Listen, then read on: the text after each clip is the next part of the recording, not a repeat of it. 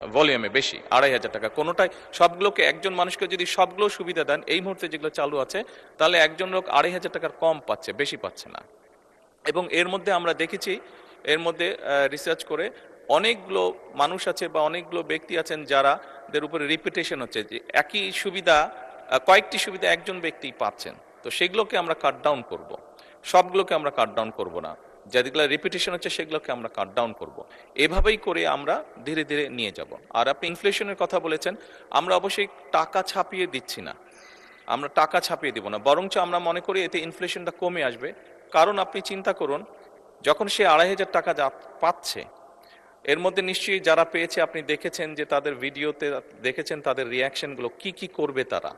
কেউ বলেছে জামা কাপড় কিনবে, কেউ বলেছে বইয়ের বাচ্চার জন্য বই কিনবে, কেউ বলেছে ফ্যামিলির প্রয়োজনীয় জিনিস ক্রয় করবে। তার মানে আপনি দেখুন, যেই মানুষগুলো পাচ্ছে এরা কিন্তু কোনো ব্র্যান্ডেড জিনিস ব্যবহার করে না। আমরা সবাই একটু অ্যাফোর্ড করতে বলে যে ব্র্যান্ডেড বিদেশি জিনিস ব্যবহার করি।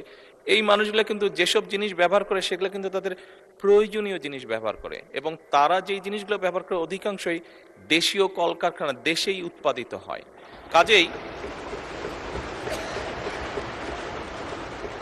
কাজেই মাননীয় সংসদ সদস্য, এই টাকাটা যখন তার কাছে যাচ্ছে, সে যখন খরচ করছে, এই টাকাটা কিন্তু গ্রামীণ ইকোনমিতে ব্যবহৃত হচ্ছে।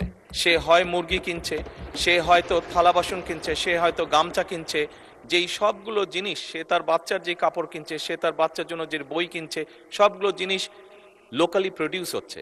তার ফলে যেটা হবে, আমাদের লোকাল ইন্ডাস্ট্রিগুলো ধীরে ধীরে, এই যে 1,64,000 কোটি টাকার আপনি কথা বলেন, এটি সম্পূর্ণভাবে লোকাল ইন্ডাস্ট্রিগুলোতে যাবে, লোকাল ইন্ডাস্ট্রিগুলোকে এগুলো হেল্প করবে।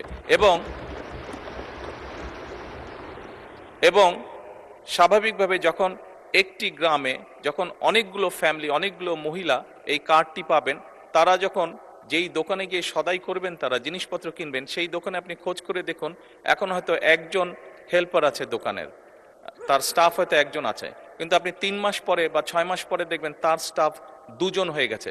কারণ স্বাভাবিকভাবে অনেকগুলো ফ্যামিলির কাছে এই সহযোগিতাটা পৌঁছাবে এবং তারা সেখানে সদাই করতে যাবে বা জিনিসপত্র কিনতে যাবে। ফলে ওই দোকানের মালিক যে বা দোকানটা যা চালাচ্ছে, তার তখন একজন সহকারী হবে না, তার 2জন সহকারী হবে। অর্থাৎ কর্মসংস্থানের একটি ব্যবস্থা হচ্ছে।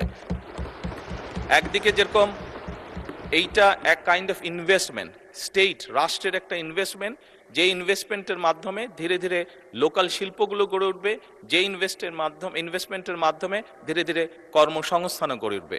সেই জন্যই আমাদের হিসাব বলছে ইনফ্লেশন বরং কমবে, বাড়বে না। মাননীয় সংসদ সদস্য, ধন্যবাদ আপনার।